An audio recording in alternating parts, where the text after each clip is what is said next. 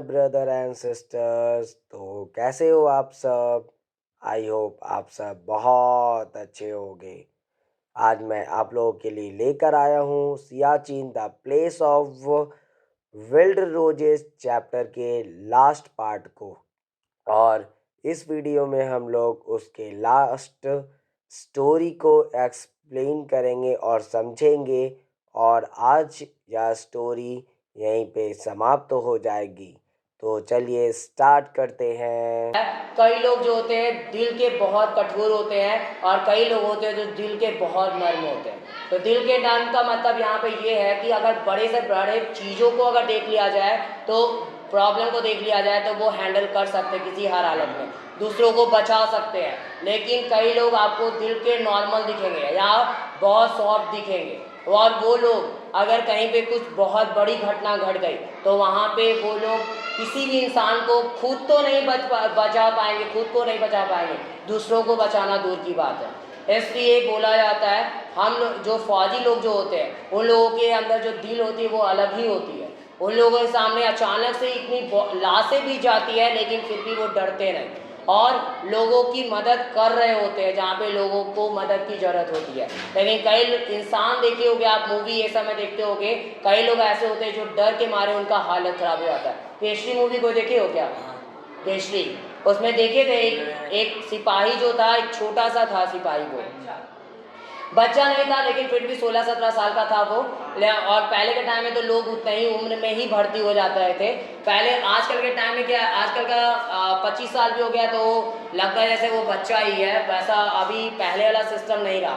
पहले के जो लोग होते थे 12-13 साल हुआ ही नहीं, शादी भी कर दी जाती थी और उन लोगों को राजगद्दी मिल जाता था संभालने के लिए, यानी राजा बना दिया जाता था। पृथ्वीराज चौहान की अगर बात की जाए तो उनको जब राजा बनाया गया था तो उनकी उम्र वही लगभग 13 से 14 साल की रही होगी, ठीक है। तो उस उम्र में लोग इतने समझदार होते थे। लेकिन अब के टाइम में क्या है, अब देखो एजुकेशन भी वैसा ही हो गया और लोग जो है वो अंदर से पूरी तरीके से प्रिपेयर नहीं है, ठीक है। अभी लोगों को जो है छोटी छोटी प्रॉब्लम्स को देखकर लोग डर जाते हैं, लेकिन पहले के टाइम में ऐसा नहीं होता था। बड़े बड़े प्रॉब्लम्स, बड़े बड़े युद्ध को जो है 12-13 साल में ही लड़वा दिया जाता था और वो लोग एकदम बहादुरी से लड़ा करते थे, ठीक है। आजकल का बच्चा 12-13 साल का कैसा होता है, अब भेज दो कहीं एक चलो जाओ नॉर्मल से एक लड़ाई लड़ने जाना, देखो डर के मारे छुट जाएगा, ठीक है। तो वो कंडीशंस होती है। तो पहले वाला दम आपके इंसान में नहीं है। पहले के इंसान बहुत पावरफुल होते थे, मेंटली भी प्रिपेयर होते थे और हेल्थ से भी बहुत अच्छे प्रिपेयर होते थे, ठीक है। तो वो कंडीशंस होती थी। तो उस चीज़ में तो वो सारी तो ये चीज़ें होती है, इसलिए उन लोगों को भी मेंटली प्रिपेयर किया जाता है। मेंटली जो स्ट्रांग होगा वो ऑटोमेटिक कोई भी प्रॉब्लम को फेस कर सकता है। लेकिन जो मेंटली वीक हो गया या दिल से वीक हो गया तो उसके सामने छोटा छोटा भी प्रॉब्लम आएगा तो वो डर जाएगा। और इसलिए आज के टाइम में देखिए होगे सबसे ज़्यादा अगर सुसाइड हो रहा है वो हमारे देश में, सबसे ख़त्म अगर एजुकेशन सिस्टम है तो हमारे भारत देश का, ठीक है। यहाँ पे बच्चों को बस नौकर बनाने का कोशिश किया जा रहा है, समझ में आ रहा है, सिर्फ जॉब, हर एक को जॉब चाहिए। आपको पता होगा हमारे प्रधानमंत्री भी ये चीज़ बहुत बार अनाउंसमेंट कर चुके हैं, आगे आने वाले टाइम में एक ऐसा टाइम आ जाएगा जिस टाइम लोग जॉब खोज रहे होंगे लेकिन बेरोजगारी की वजह से कई इंसान मर भी जाएंगे, क्योंकि जॉब इतना है ही नहीं यहाँ पे। भारत देश की अगर बात की जाए तो यहाँ पे जनसंख्या बहुत ज़्यादा है और लगभग 140 करोड़ भी पार कर चुका है, समझ में आ रहा है। सोच सकते हो 140 करोड़ जनसंख्या है। अब हर एक इंसान चाहेगा तो अभी अगर देखा जाए अब के इंसान, अब जितने भी इंसान पढ़ क्यों रहे, एक जॉब चाहिए, पढ़ाई सीख ले तो कर रहे, एक जॉब चाहिए, सबका टारगेट यही है, बस एक जॉब चाहिए। कोई ये नहीं बोलता कि हमको खुद का एक बड़ा सा बिजनेस खड़ा करना, ठीक है, हमको भी मुकेश अंबानी की तरह बनना है। कोई आपको गिने चुने लोग ही ऐसे मिल जाएंगे या कोई ऐसा होगा जो बोलेगा कि नहीं हम खुद का अपना कुछ करेंगे, ये लोग कम मिलेंगे आपको, लेकिन ज़्यादा लोग मिलेंगे आपको जॉब चाहिए, समझ में आ रहा है। तो इस वजह से यहाँ पे जॉब मांगने वालों की संख्या ज़्यादा है लेकिन कंपनी खोलने वालों की संख्या और कंपनी बनाने वालों की संख्या कम है। इसलिए दिन प्रतिदिन हमारे देश में बेरोजगारी क्या हो रही है, बढ़ रही है। और उतना ही हम लोगों के भारत देश में। और देखो ये बढ़ भी सकती है, बढ़ेगी भी, क्योंकि हर एक जगह पे दूसरे जो देश होते हैं वहाँ पे क्या होता है, बच्चों को स्टार्टिंग से ही प्रिपेयर किया जाता है कि वो लोग जॉब के भरोसे सिर्फ ना रहे। उन लोगों को पहले से बिजनेस माइंड वाला क्रिएशन दिया जाता है, कैसे आप बिजनेस को खड़े कर सकते हो। लेकिन भारत की शिक्षा ऐसी नहीं है। भारत में क्या है, भारत में लोगों को हर एक पेरेंट्स या हर एक जगह पे स्कूल जाओ, ट्यूशन जाओ, कहीं पे भी जाओ, आपको जॉब के लिए मोटिवेट किया जाता है। आपको कभी ये नहीं बोला जाएगा बंदे तुम जो कुछ अलग करके दिखाओ। अगर आपका मन है तभी तुम अलग करोगे, या खेल में मन लग रहा है तभी तुम अलग जाओगे, या किसी चीज़ दूसरे फील्ड में डांस में मन लग रहा है तो जाओगे। लेकिन ये चीज़ें बहुत कम है हमारे देश में। हमारे देश में क्या है, सबसे ज़्यादा लोग पढ़ाई को ज़्यादा ये देते हैं कि बस पढ़ना है तुमको और एक नौकरी कर लेना है, पता चलेगा तुम लाखों रुपया उड़ा दिए, लास्ट में आपको 20,000 तक की नौकरी मिली है, मंथली आप 20,000 बैठ के कमा रहे हो, बस आपका ज़िंदगी पूरी तरीके से बेकार है, कोई किसी काम के नहीं हो।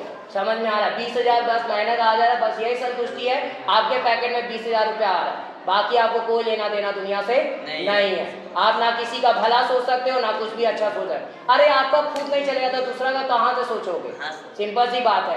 अगर आप कम कमाओगे, आप तो पैसे दे दो पहले, तो आप पहले मना कर दो कि हम तो खुद कम कमा रहे हैं तो हम पैसा दूसरा को कहाँ से हेल्प करेंगे। तो इसमें ये तो आप मदद क्या कर सकते हो उस टाइम, तो उस टाइम पे मदद सिर्फ यही बचेगा कि पैसे के अलावा जो भी मदद है वो कर सकते हो। समझ में आना? तो ये कंडीशंस हो रही है आज के टाइम में, ये चीज़ें आज के टाइम में हमारे देश के लिए बहुत बुरी है। और इसी वजह से आज सुसाइड भी सबसे ज़्यादा हो रहा है भारत में। लोग क्या करते हैं, बच्चों को प्रेशर डाल देते हैं। अभी कोई बच्चा अगर घर पे जाके बोल दे कि हमको पढ़ना नहीं है, हमको डांसर बनना है या सिंगर बनना है, देखो कल होके उसके माता पिता अगर अच्छे हुए तब तो सपोर्ट करेंगे, लेकिन उनके माता पिता खुद बोलने लगे या 10 अगल बगल वाला आ जाएगा बोलने के लिए, अरे तुम डांसर बनेगा, क्या कर लेगा डांसर बन के, ऐसे बोलेगा डायरेक्ट। ठीक है, बाद में लेकिन बन जाओगे तो वही लोग बोलेंगे अरे यार कितना अच्छा, हमको पता था तुम डांसर बन सकते हो, ठीक है, हमको पता था तुम ये कर सकते हो।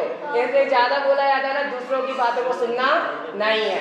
कई लोग पढ़ के भी बहुत अच्छा कर रहे हैं, तो कई लोग खेल के भी बहुत अच्छा कर रहे हैं, कई लोग गाना गा के भी और कई लोग डांस करके भी बहुत अच्छा कर रहे हैं। बस यही ध्यान रखना है, अपना इमेज बना के रखना है। मतलब ऐसे फील्ड में भी नहीं चले जाना कि आप अपना खुद का इमेज दाव पे लगा दिए, ठीक है, वो कंडीशन गलत है। लेकिन जहाँ पे आप सही हो, आप खेल रहे हो, बहुत अच्छा खेल रहे हो, तो आप बहुत बड़े जाओगे, बहुत बड़े बनोगे। समझ में आया? तो वो चीज़ें होती है, तो अपने अपने चीज़ों पे डिपेंड करता है। तो सिर्फ पढ़ाई की तरफ, तो हमारा देश में क्या हो रहा है, सिर्फ लोग पढ़ाई की तरफ ज़्यादा ध्यान दे रहे हैं। और रियली अगर बात की जाए तो रियल मायने में अगर हम लोग बात करते हैं तो हर एक फील्ड में अभी बहुत बुरा कंडीशन अगर देखा जाए तो पढ़ने वाले बच्चों का है। आपके पास बहुत बहुत बड़ी डिग्रियाँ होगी, लेकिन जब आप जॉब के लिए तलाशने जाओगे, जॉब खोजने जाओगे, तो बहुत कम पैसे वाला जॉब मिलेगा। समझ में आ रहा है? लेकिन वही चीज़ अगर आप यूट्यूबर हो या डांसर हो या कुछ भी हो, तो उसमें आपको ज़्यादा पैसे मिल रहे हैं, लेकिन आप वही जॉब की तलाश में गए हो तो उस टाइम पे आपको पैसे बहुत कम मिल रहे हैं। ये कंडीशंस है आज की, और ये रियलिटी भी है, ठीक है। और जॉब करके ही लोग कभी पैसे नहीं कमा सकते। देख लो, कभी भी किसी भी बड़े इंसान को तुम देखोगे और अमीर अगर देखोगे, पक्का है वो जॉब नहीं कर रहा होगा।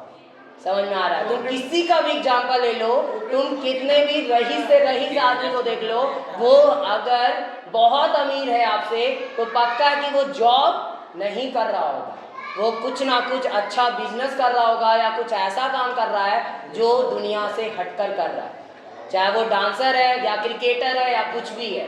समझ में आ रहा है? तो वो चीज़ें हैं। जॉब में रियली मायने में पैसे नहीं है। वो लाख कमा लेगा महीने का, 2 लाख कमा लेगा, उससे ज़्यादा कभी भी नहीं जा सकता। समझ में आ रहा है? तो जितने भी आपको रईस लोग दिख जाएंगे या अमीर दिख जाएंगे, वो सारे जो है वो जॉब वाले नहीं दिखेंगे। जॉब वाला बस यही कर सकता है कि वो अपना खाना पीना पेट भर सकता है, महीने का पैसा आ गया उसके बाद खत्म कहानी, उसके बाद वो कुछ नहीं कर सकता ज़्यादा, ठीक है। बस उसके बाद यही है कि वो एक सिक्योर हो गया कि उसके महीने के 1 लाख पक्के या 20,000 रुपया पक्का है, बाकी वो और कुछ भी कर नहीं सकता आगे। समझ में आ रहा है? तो आगे वही बढ़ सकता है जो जॉब के अलावा कुछ देख रहा है, मतलब वो खुद का कुछ करना चाहता है। आगे देखते हैं। इसलिए ये था, इसलिए बताया गया क्योंकि लोग जो है मेंटली प्रिपेयर नहीं है, और इसी में लोगों को, बच्चों को डीमोटिवेट किया जाता है इसलिए अभी आज के टाइम में भारत देश में अगर सुसाइड हम लोग देख रहे हैं तो क्यों देख रहे हैं? क्योंकि बच्चों के पास ऑप्शन नहीं बचता। बाई चांस अगर वो बोर्ड एग्जाम दिया, बाई चांस अगर वो फेल कर गया, और एक तो पहले तो घर वालों से प्रेशर आ जाती है कि अब तुम क्या करेगा, फेल हो गया तुम, ठीक है, अब क्या करोगे, तुम तो फेल हो गए। एक प्रेशर ये हो गया घर वालों से, दूसरा प्रेशर समाज वालों से, समाज वाला हमको बुरा बोलेगा, ठीक है, तो वो चीजें हो जाती। तो कई बच्चे तो झेल लेते हैं, और कई बच्चे झेल के क्या होते हैं, बहुत बड़ा कुछ करके दिखा देते हैं। लेकिन जो बच्चे सहन नहीं कर पाते इसको, वो लोग क्या करते हैं, उनके बाद लास्ट ऑप्शन बढ़ता है डेथ, मृत्यु बचती है, सुसाइड बचता है, और वो लोग वही करते हैं, या तो छत से कूद जाते हैं या तो फांसी लगाकर मर जाते हैं, ठीक है। आप देखोगे जब जब हर एक साल जब जब 12th का और 10th का रिजल्ट आता है, सबसे ज़्यादा सुसाइड जो है हमारे देश में होती है, सबसे ज़्यादा सुसाइड, समझ में आ रहा है? जब जब 10th और 12th का जब सबसे ज़्यादा 10th और 12th का आता है, ऐसे तो कंपटीशन वाले रिजल्ट जब आते हैं उस टाइम भी बहुत होते हैं, लेकिन 10th और 12th में सबसे ज़्यादा है, ठीक है। आज लेते हैं बाकी हम लोग का। When a soldier gets a call to join the glacier camp, he better bath and save, knowing that he will not be in a condition to do so for the next 3 months. जब देखो soldiers को पता चल जाता है कि उनको जो है इस ग्लेशियर में भर्ती लेनी है, यानी इस ग्लेशियर का जो कैंप है उसमें अगर भर्ती लेना है, जैसे उनको पता चलता है, सबसे पहले वो नहाते हैं, दूसरा सेविंग करते हैं, और नहा लेते हैं और सेविंग इसलिए करते हैं क्योंकि उनको पता चल जाता है कि अगले 3 महीने के लिए उनको ये सब करने का मौका मिलेगा ही नहीं। वहाँ पे नहाना बहुत मुश्किल है, और ना ही सेव कर सकते हम लोग, क्योंकि हाथ पैर चला नहीं सकते, और हम लोग जो है ऐसे फेस को अनकवर भी नहीं कर सकते। तो सेविंग जैसे जो भी करनी होती है वो उसी टाइम वो सारा कुछ कर लेते हैं, ताकि उनको पता चल जाता है कि अगले 3 महीने तक जो है वो लोग इसके लायक रहेंगे ही नहीं। 3 महीना नहाता भी नहीं है सर? नहीं, 3 महीने, अगले 3 महीने तक कंडीशन वहाँ पे बहुत बुरी होती है, नहा पाएगा वहाँ पे, मर जाएगा वहाँ पे नहाते नहाते। Many write long letters home being uncertain when they may be able to do so next up. और कई लोग तो ऐसे होते हैं, कई लोग ऐसे होते हैं जो कि लंबे लंबे लेटर भी लिख देते हैं कि क्योंकि उनको पता होता है कि दोबारा कब उनको मौका मिलेगा या ना मिले उनके घर तक पहुंचने का, ठीक है। इसलिए वो बहुत सारे लंबे लंबे लेटर को भी लिख देते हैं अपने घर पे, और क्योंकि वो उनको पता हो जाता है कि अनसर्टेनली वो कभी ऐसा टाइम दोबारा आएगा भी या नहीं आएगा, कोई अता पता नहीं है। Then they pack their rucksacks with warm clothes, a sleeping bag, photographs, toiletries and all important kerosene stove. और तब वे क्या पैक करते हैं, अपने रक्सैक्स को। रक्सैक क्या होता है ना, वो बैग होती है, आप देखे होंगे जब मूवी ये सब दिखाती है तो फौजी लोग जो होते हैं उनके पीठ पे बैक साइड पे एक बैग होता है, बड़ा सा बैग, ठीक है। तो उस बैग में वो क्या करते हैं, अपने जो भी जरूरत के सामान होते हैं उनके उसको रखते हैं। उसमें कौन कौन सा जरूरत का सामान है, पहला गर्म कपड़े उनके, दूसरा जो है स्लीपिंग बैग, सोने के लिए एक बैग आता है, पता होगा, एक क्या बोलते हैं, गद्दा ऐसा वो बना होता है, उसको हम लोग फोल्ड कर सकते हैं, ठीक है। तो स्लीपिंग बैग रखते हैं। उसके बाद फोटोग्राफ्स को जो होते हैं उनके यादगार, वो सारे फोटोग्राफ्स रखते हैं, जब वो टेंशंस में हो या जब उनको किसी की याद आ रही हो तो वो फोटोग्राफ्स ही देखकर काम चलाना पड़ता है। फिर टॉयलेटीज, जो भी जरूरत की सामान है बॉडी को क्लीन ये सब रखने के लिए, टॉयलेटीज जो भी इंपॉर्टेंट चीज़ें होती है बॉडी को क्लीन रखने के लिए, बॉडी का केयर करने के लिए, वो सारी चीज़ों को वो पैक कर लेते हैं। एंड ऑल इम्पॉर्टेंट, और सभी इम्पॉर्टेंट जितनी भी चीज़ें होती है, और ख़ास करके केरोसिन स्टोव, केरोसिन तेल से चलने वाला स्टोव। आपको पता होगा अब तो बहुत कम हो गया, पहले के टाइम में लोग स्टोव जलाते थे, केरोसिन वायर से चलती थी, ऐसे एकदम उसको बहुत प्रेशर देना पड़ता था तब जाकर वो स्टोव कहीं जाकर जलती थी, ठीक है। तो लालटेन अलग चीज़ है, वो स्टोव अलग होता है। स्टोव में लोग खाना बनाते थे पहले। केरोसिन ऑयल, अभी तो केरोसिन ऑयल भी जल्दी नहीं मिलता, बहुत रेयर केस में मिलती है और बहुत महंगी भी आती है, लेकिन पहले के टाइम में सस्ती और बहुत ज़्यादा वो यूज़ में भी लाया जाता था और हर एक जगह आपको अवेलेबल मिल जाती थी। लेकिन अब के टाइम में अगर राशन कार्ड किसी का बना होता है तो आता है, नहीं तो वो भी नहीं आता, और आता भी तो बहुत महंगा आता है वो। कितना चाहिए? नहीं चाहिए हमको। केरोसिन ऑयल का यूज नहीं है। पहले के लोग यूज किया करते हैं, स्टोव जलाते थे, दूसरा लालटेन होता था, ठीक है, वो सारी चीजें यूज की जाती थी पहले। अब तो वो सारा टाइम ही खत्म हो गया। हाँ, ढिबरी भी लोग जलाया करते थे। कौन कौन देखा ढिबरी यहाँ पे? ढिबरी किसको बोलते हैं सर? वो जो माल हाँ, डिब्बा में जो हम लोग बत्ती निकाल के और जलाते हैं, वही है ढिबरी। लालटेन लालटेन अलग है, लालटेन थोड़ा सेप में होता है, और डिबरी जो होता है डब्बा रहेगा, और उसका जो ढक्कन होता है ना, जैसे कोई दवा का सिरप का डब्बा जो होता है, ठीक है, उसमें क्या किया जाता था, केरोसिन ऑयल को भर दिया जाता था, और उस ऊपर का जो ढक्कन होता था उसमें छेद कर दिया जाता था, उससे बत्ती निकाल दी जाती थी, और कपड़ा का बत्ती रहता था, और कपड़ा पूरा लंबा होता था, और वो डिब्बे में डाल दिया जाता और लॉक कर दिया जाता था, और उसके बाद वही जल रही होती थी, ठीक है। तो केरोसिन ऑयल नीचे से वो खींचता था, ऊपर जलता था। अरे हम लोग भी नहीं देखे, बहुत रेयर केस है, कहीं कभी कभार कहीं गए तो मिल गया, वो अलग बात है। लालटेन देखे हैं, लालटेन का यूज करके पढ़ाई भी हम बहुत की है। गर्मी के टाइम में छत पे जाते थे, पढ़ते थे आराम से, ठीक है। वो टाइम ही कुछ अलग था, अब का टाइम कुछ अलग है। वो वाला अब इंजॉय ही खत्म हो गया। वो जो इंजॉय आता था छत पे जाकर पढ़ने वाला गर्मी के टाइम में, वो अलग ही इंजॉय होता था उस टाइम का।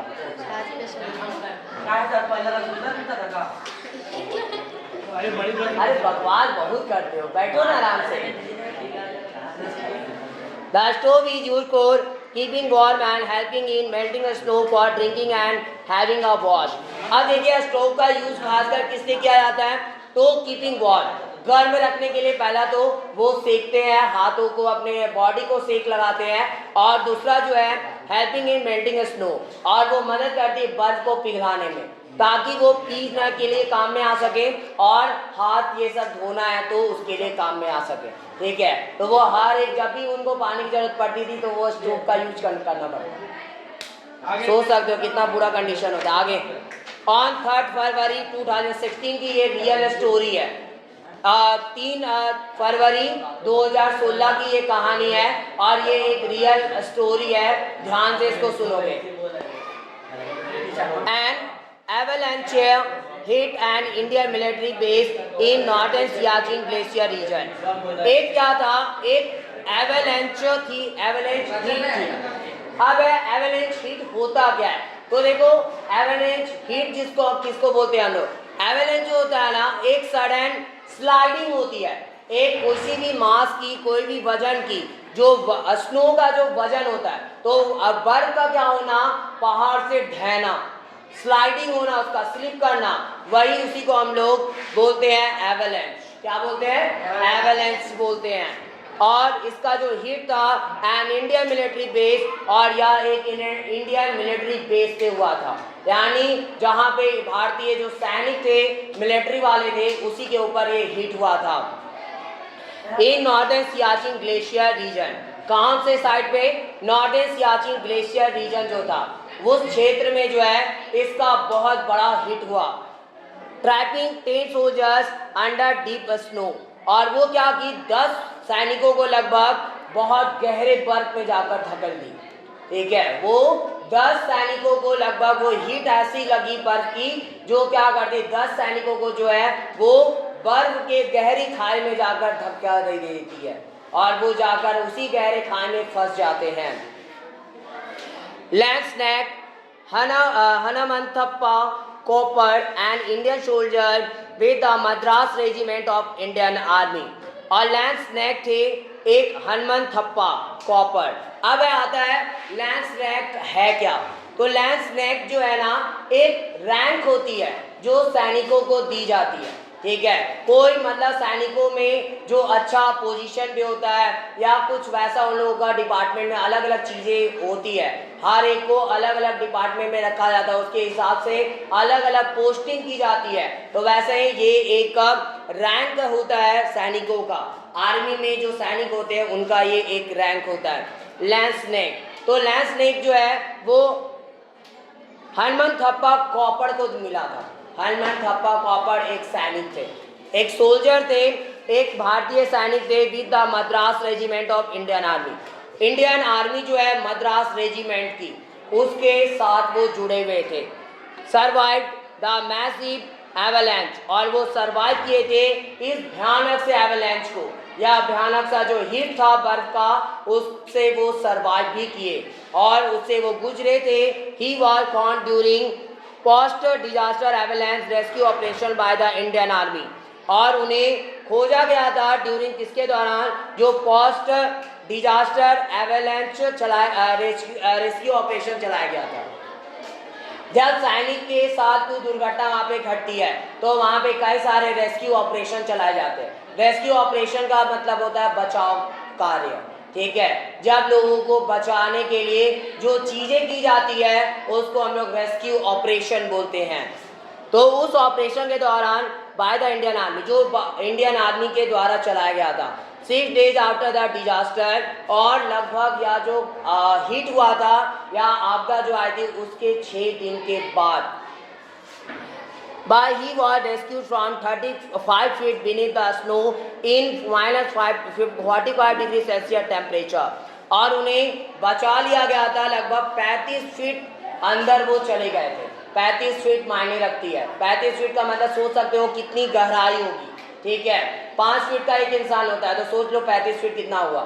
तो 35 फीट की गहराई में उनकी बॉडी मिली थी, वो मिले थे, और उस वहाँ का जो टेम्परेचर रहा होगा लगभग -45 डिग्री सेल्सियस।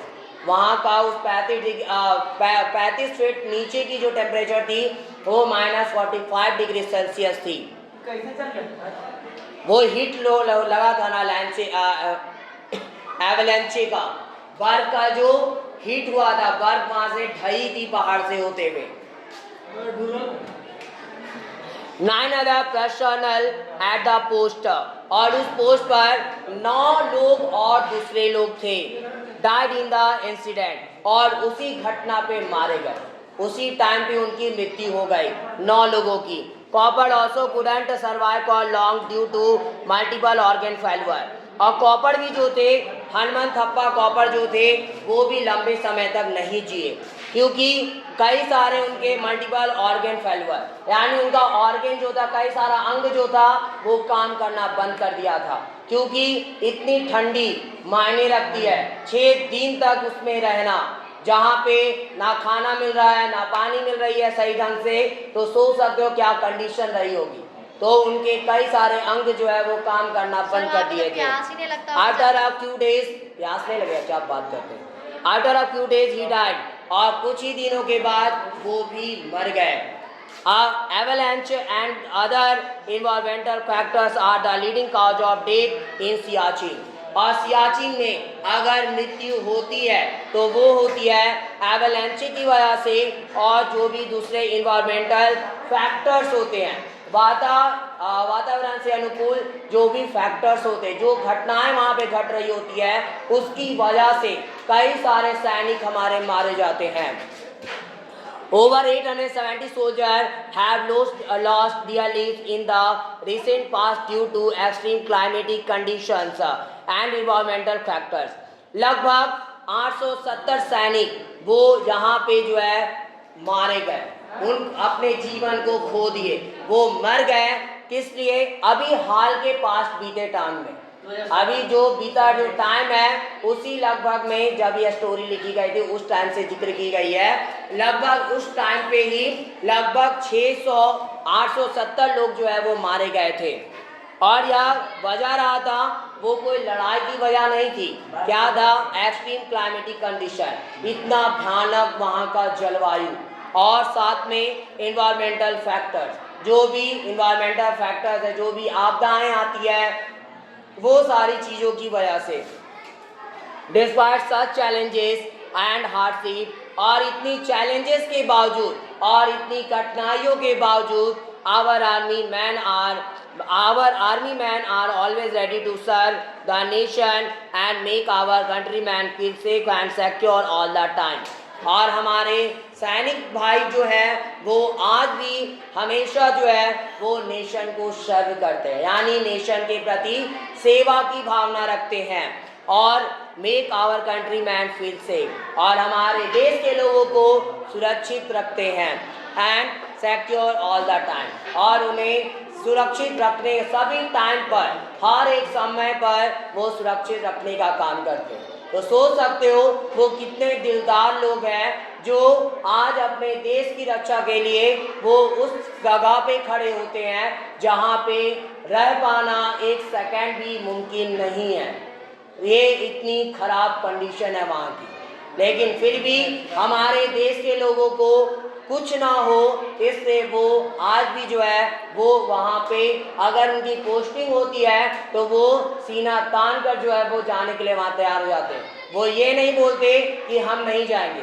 अभी कई बार क्या होता है, आप देखे होंगे किसी को कोई टास्क दे दिया जाता है, थोड़ा हार्ड होता है तो तुरंत आप लोग पीछे हट जाते हो, या कोई भी लोग पीछे हट जाते हैं, नहीं नहीं नहीं हम नहीं जाएंगे, कहीं कुछ हो गया तो, मर उड़ गए तो। छोटे छोटे चीज़ों में हम लोग ऐसा करते हैं, लेकिन सोच सकते हो उन लोग कितना दिलदार होता है। ठीक है, मरना तो एक दिन सबको है, चाहे आप वहाँ जाके मर रहे हो या ऐसे घर पे रह के मरोगे, लेकिन मरना तो एक दिन सबको है। बस यही अंतर है, वो अमर हो जाएंगे और हम लोग बस मर के भी मरे रह जाएंगे, लेकिन वो मर कर अमर हो जाएंगे। बस चैप्टर यहीं पे इतना ही था और यहीं पे आपका चैप्टर जो है वो द एंड होता है। अब यहीं पे यह स्टोरी पूरी तरीके से ख़त्म होती है। अगर आपको यह वीडियो पसंद आई हो तो प्लीज़ लाइक ज़रूर करें और ज़्यादा से ज़्यादा शेयर करें ताकि और भी बच्चों तक यह वीडियो पहुंच सके। और मेरे इस चैनल को सब्सक्राइब भी ज़रूर करें ताकि मेरी आगे आने वाली वीडियो की नोटिफिकेशन आपको सबसे पहले मिल सके। Thanks for watching my video. Have a nice day.